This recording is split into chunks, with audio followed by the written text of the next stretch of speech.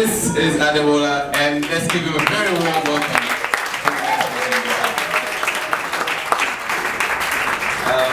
So he's gonna walk us through the next we're gonna have him for the next 1 hour and a half, if I'm generous enough.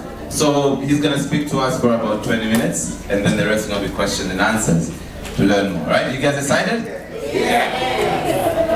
Thank you. Good morning, Tanzania. Good morning. Sometimes when I hear the profile, I begin to feel a bit awkward. And so that's why I came forward even before you finished. It's good to be with you guys today. Is it really hot in Tanzania or is it me? We are hot people. Yeah. Man's not hot. Man's not hot. But I just, sorry sir. I just thought to ask. I think that I've been in the air for a bit. So as I got into your beautiful city, and I'm thinking about the fact that I'm only here for 24 hours, I'm very sad. So I started falling sick, you know, but I'm here, and I'm glad to be with all of you. I must thank the Open Society Foundations for inviting me this morning to speak here today. I must also thank Anthony, who did an incredible job to ensure that I am standing before you, including conniving with my office to cancel my speaking engagement in Ghana today. The people in Ghana are praying with his name now, so I wish him all the best.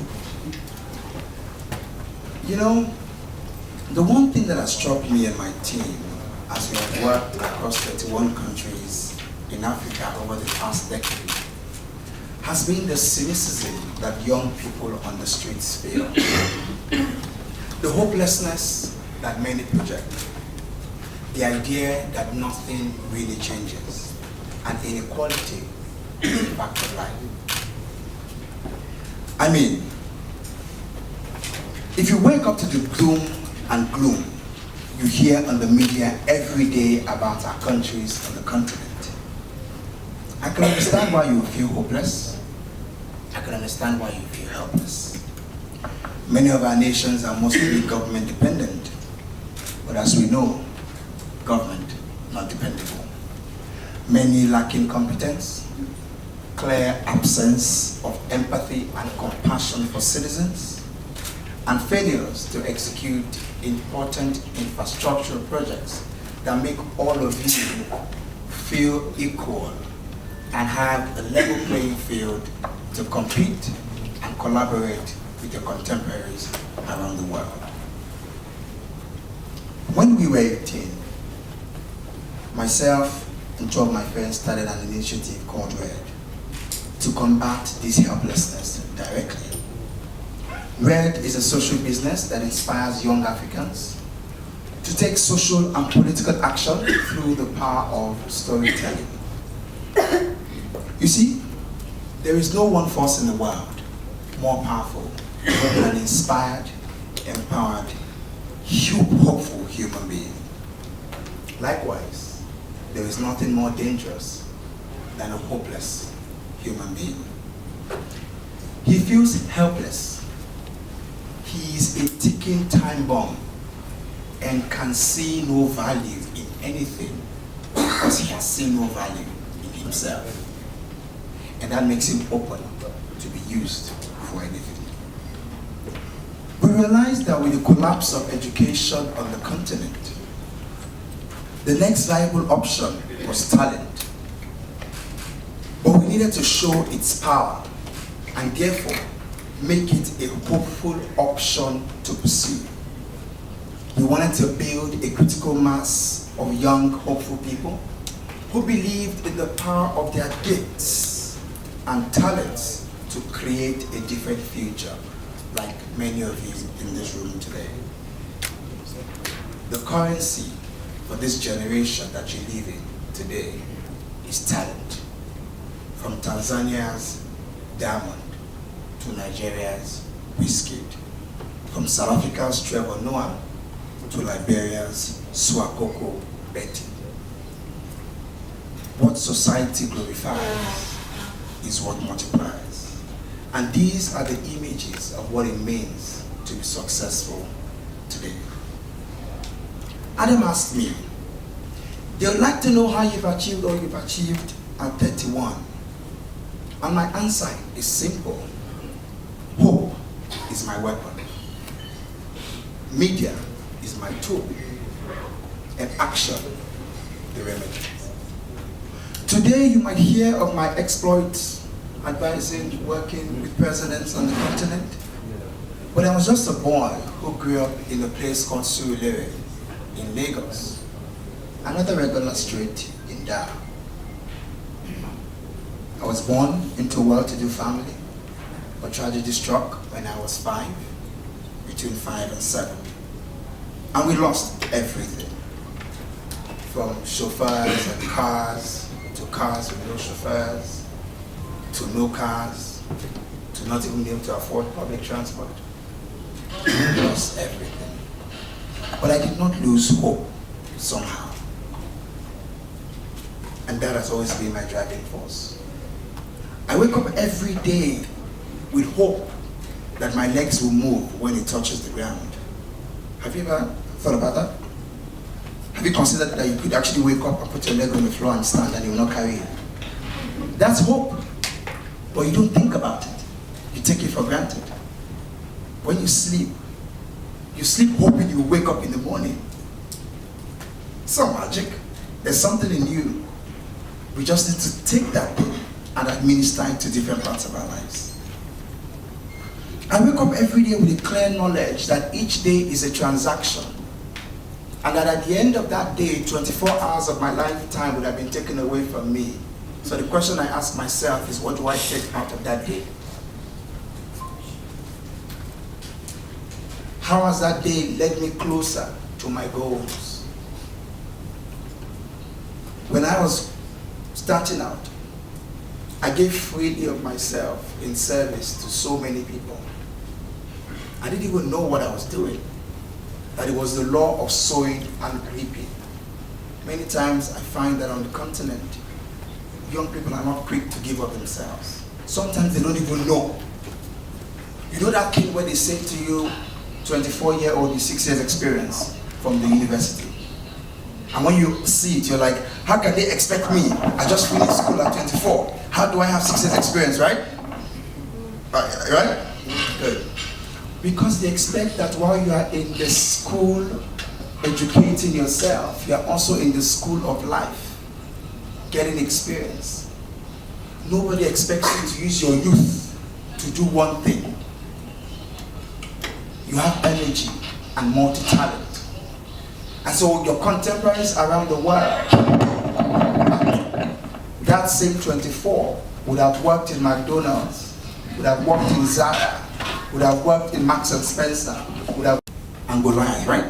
If you were not Christians, you must have heard that story.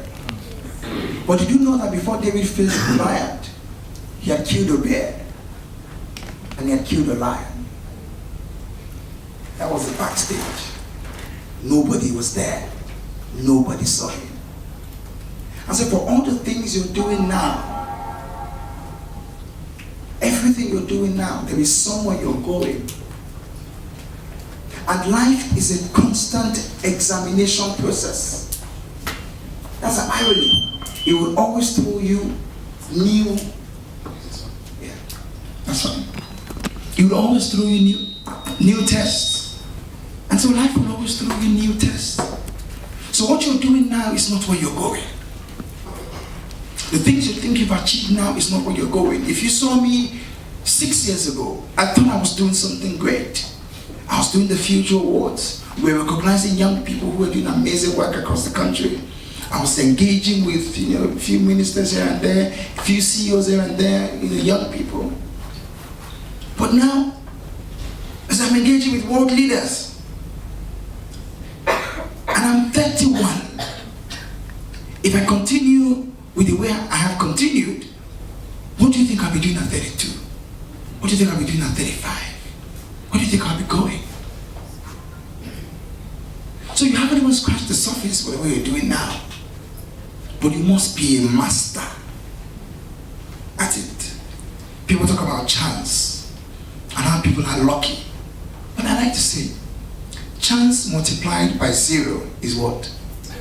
0. If you're not prepared, if you don't have value, no chance, no luck, nothing can multiply your situation. You've got to be doing something. You have to be prepared. Whatever you're doing now to lead and create impact, keep doing it. The trick is to ensure that you pay attention to the times and you adapt your work to the times. You know the chameleon? The way it changes its colors to what is near him? It doesn't change the animal, and it doesn't mean the chameleon is a bad animal. It just means that I retain my core, but the current circumstances requires me to adapt. So I adapt. That is how you remain relevant. The day you stop adapting, the world will move past you.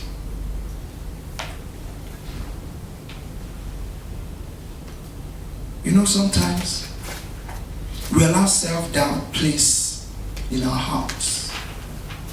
And so we go through those phases where you feel you're useless, where you feel you're not achieving your full potential. But I like to say to you that you're not useless. You just haven't found your use in the current circumstance. You're not useless. And the thing you're doing is not useless. People might not get it. They might not understand it. But keep doing it. As far as it's making impact, no matter how little. The things I do now, I found most of them looking in the mirror because it's in you. I learned early to stop looking out of the window and to focus more on the mirror.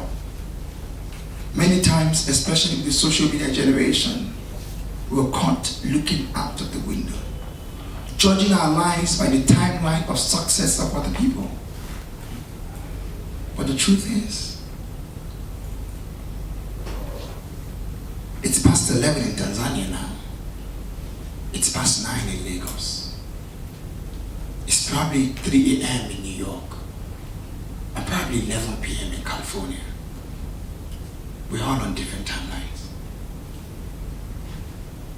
And so whatever you find outside, it is good to aspire. It is good to compare. You want to compete globally. But the root must be inside. Because no root of any tree is on the outside. It has to come from here. And so the reason why I have grown the way I've grown in the last 31 years of my life is that there is a root. And from that root germinates the fruits that you all see and celebrate. But without the root, there is no fruit. No matter how rotten a fruit is, if you drop the seed in the soil, it will grow. You always have to realize that it's inside of you. Time. I don't think I ever have enough time. So I always move. I started working at 14. That's my timeline. It doesn't have to be yours. But I never think I have enough time. So you have to find your own pace and work with your own timeline. It is not those who discover their talents that succeed. It is those who make the best time of their talents. It is not about the talent. So you must always think, how can I adapt my talent to the current problems? You must be discerning to cultural tensions. Cultural tensions. Everything we have done in my organization that has given us national and continental relevance were to solve cultural tensions. When we set up the Future Awards 12 years ago, it was because hopelessness and helplessness was at its peak in Nigeria and across the continent. And we created this platform that would change that narrative. When we formed yniger.com in 2010, it was because we did not have a youth media, a voice for young people in politics and governance. And it became a huge success.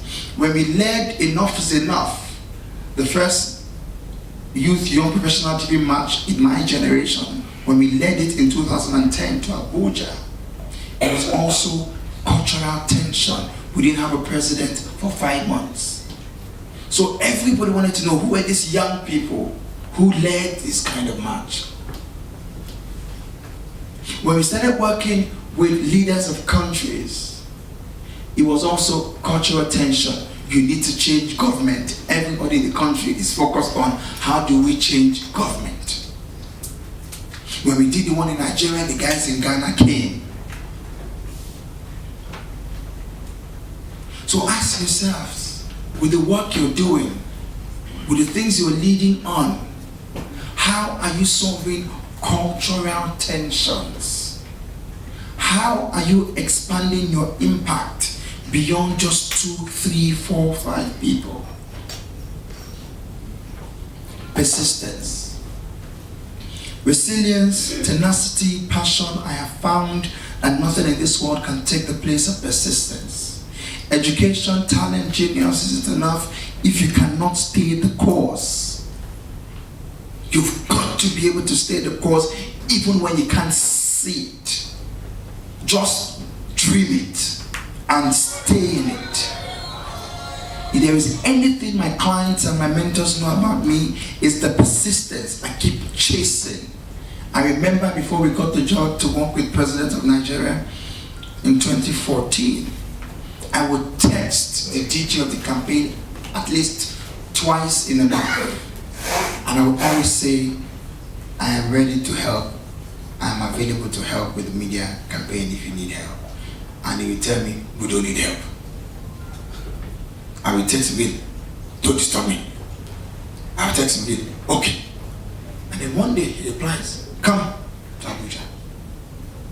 And the rest is history. But it took 4 months of persistence. And the same way it's taken that time for many things I have done. I have sat in waiting rooms for days. I have called people and answered calls for months. But it is one no, one less no in the list of no's closer to my yes. And so persistence is key for anything that you're doing. I'll diverge quickly. Relationships. That's the center of my world. Relationships. For you to expand the impact of your work, it can't be in your head alone. It can't be in your hand alone. You need to collaborate. But beyond collaboration, you need to meet people. You need to know people. There is nothing you do in this life that you do not need a human being. Even the shirt you're all wearing today was done by a human being. To get into this hotel building, the security man opened the gate for you.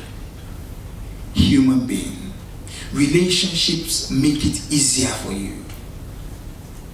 You've seen those average people who are so successful. Then you have complained and say, oh, it's because they know this person, they know that person. You to go and know your own. Is there fight there? Go and know your own. And that's what it's been for me. Relationships.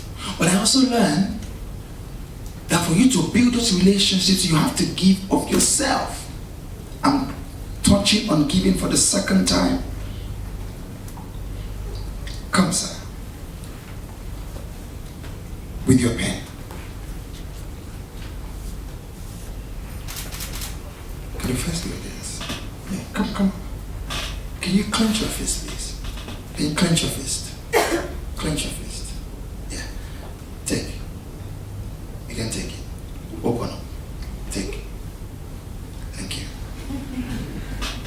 You cannot take send me DMs all the time on Instagram. Come and mentor me. That's all. Please mentor me. Why? You haven't given me a compelling reason. You haven't said, oh, perhaps can I do this for you?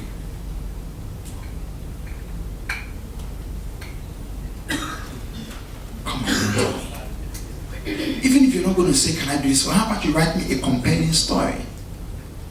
Take your time and give me a story that would move me and make me want to reach out and answer you. And so you need to search yourselves. You can do much more than you're doing, but you need to be plugged to the right network. Do you know that for every one CEO that you make a friend with, you're automatically friends with 10 other CEOs, 9 other CEOs? Because you get access to his network. So if you build a solid relationship and he has faith in you and he or she likes you, they are happy to recommend you and accelerate your growth. So you need to spend time. You can't just be here saying, I'm doing advocacy, I'm changing the world, I'm trying to set up a small business. There is so much more that you can do.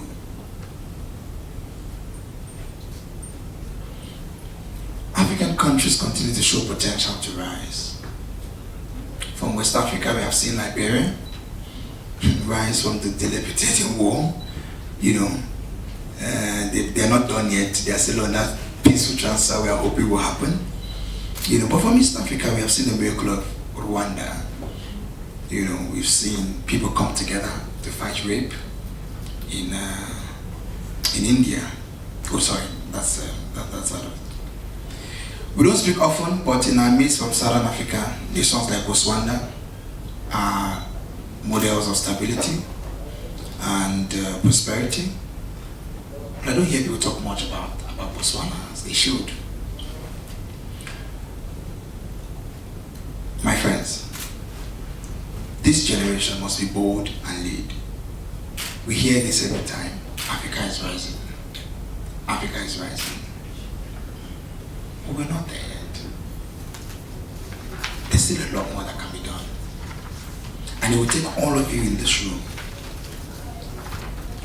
to dream bigger. To go back home and say, where has my dream stopped? And then think 10 times bigger than where you stopped. You know Mark Zuckerberg, right? Founder of Facebook. Does he have 2 heads? Does he have 2 heads? Why is he controlling the world? Why can't you control the world? Those are questions